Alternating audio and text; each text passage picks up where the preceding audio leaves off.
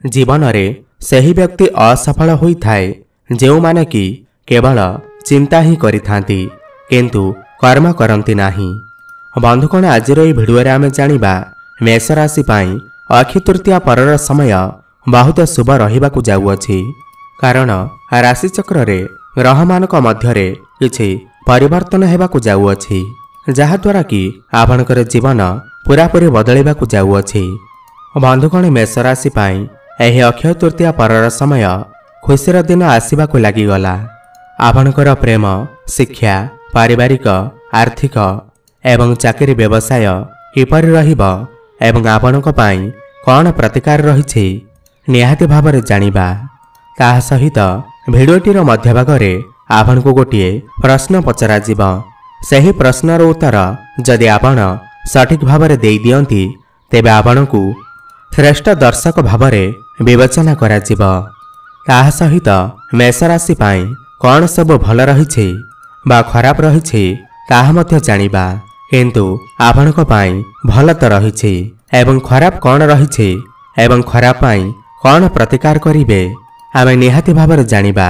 एहा पूर्वरु जदि आपणकर मेष राशि होइथाए एवं आपण भी ईश्वर को सच्चा हृदय भक्ति करती विश्वास करती ताहेले एही भिडियोटी को लाइक करी कमेंट बॉक्स रे जय मां लक्ष्मी जय जगन्नाथ अवश्य लिखि दियंतु।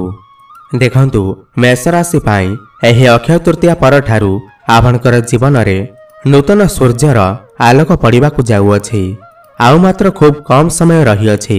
आपणकर कुंडली रे दुईटी ग्रह निज राशि रे बा शुभ स्थान रे अवस्थान करुछंती एवं आपणकु राजयोग प्रदान करिवे एवं आपणकु अनेक प्रकार सुख सुविधा प्राप्ति करेइबे। अटिकी रहिथिबा धन मध्य आपणक पाखकु फेरी आसीबो।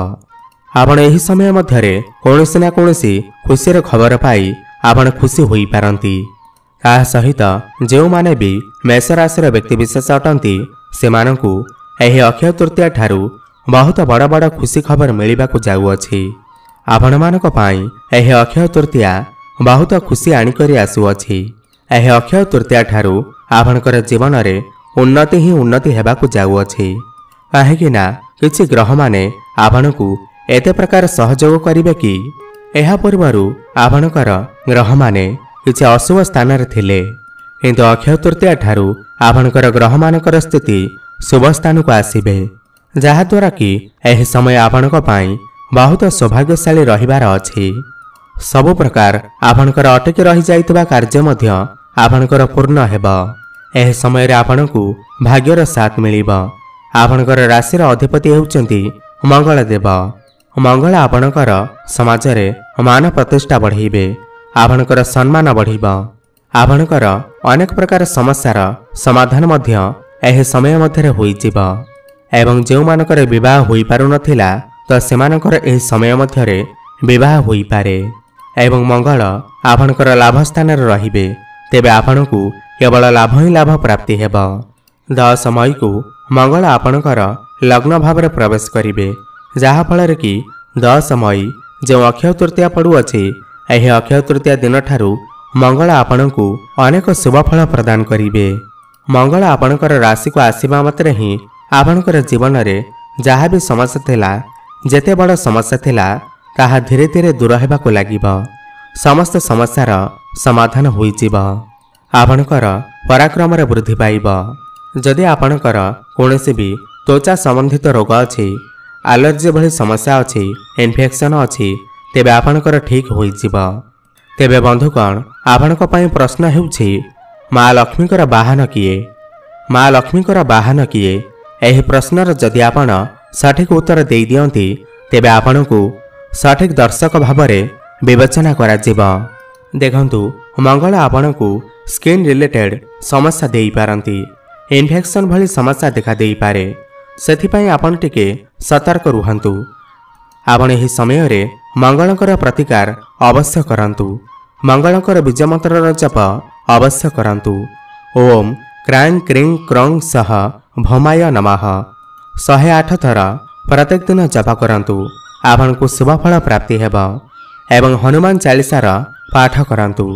देखिबे मंगल आपणकु बहुत शुभफल प्रदान करिवे। एह समय आपणकु माँ लक्ष्मीकर अशेष कृपा प्राप्ति हेबाकु जाउअछि, जहाद्वारा कि आपणकर जेकोसी भी अटकी रही जाइतबा धन आपणको प्राप्ति होई पारे, गुप्त धन आपणको प्राप्ति होई पारे।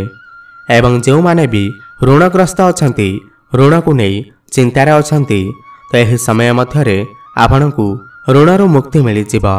धन कमाइबार नुआ नुआ रास्ता एवं आपणको प्राप्ति हेब। चाकरी क्षेत्र में थिबा लोकमानंकु विशेष भाव में पदोन्नति हेबार जोग बनुअछि, प्रमोशन होई पारे। उपर अधिकारींकर सहयोग आपणको प्राप्ति होई पारे। काम कार्य आपणकर मन को नुआ नुआ आइडिया आसी पारे।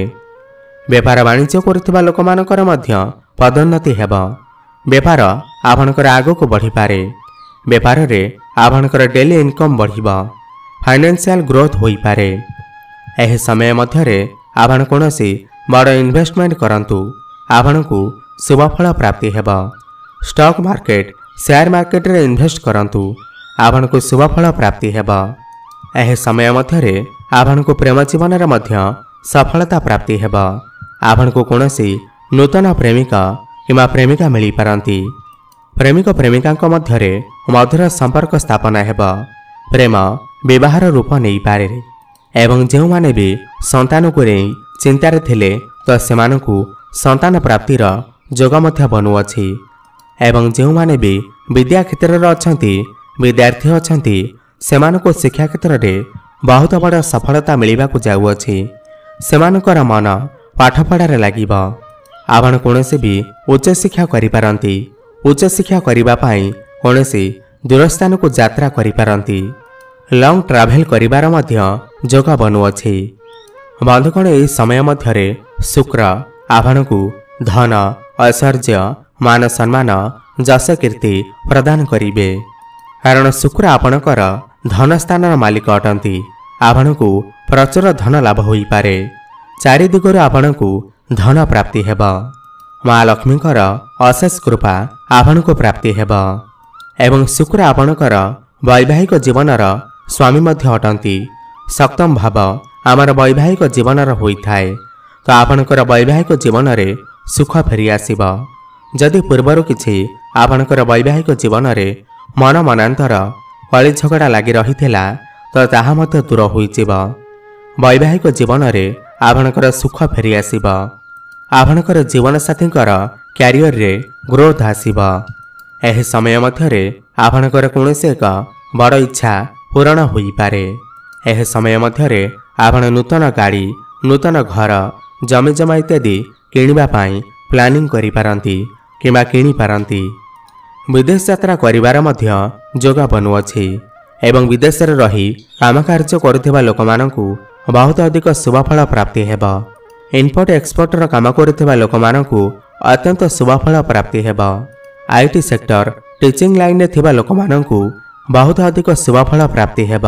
एह समय मध्यरे भाग्य आपणकु साथ देब। एह समय मध्यरे आपण कोनोसी भी शुभ मांगलिक कार्यर आयोजन मध्य करि पारंती किमा कोनोसी नूतन कामर मध्य आरंभ करि पारंती किमा कोनोसी बड़ इन्वेस्टमेंट करि पारंती। एह समय आपणकु अचानक धन प्राप्ति होई पारे। तेबे बंधुगण आपणक पई एही अक्षय तृतीया परर समय बहुत भल अछि। जहाँ भी किछि छोट मोट समस्या रहुअछि, ताहाकु दूर करिबा पई आपण प्रत्येक दिन हनुमान चालीसार पाठ करंतु। एवं मंगलवार दिन कोनोसी नाली रंगर गाई को घास खाइबाकु दियंतु। शुभफल प्राप्ति हेब। एवं हनुमान को नाली रंगर मंदार फूल अर्पण करंतु। एवं प्रत्येक दिन सूर्य को जलार्घ्य अर्पण करंतु। शुभफल प्राप्ति हेबा सहित आपणकर भाग्यर उन्नति हेब। आपणकर जीवन मंगलमय हेउ, एहा मोर प्रभु जगन्नाथक निकटरे एतिकी प्रार्थना। धन्यवाद।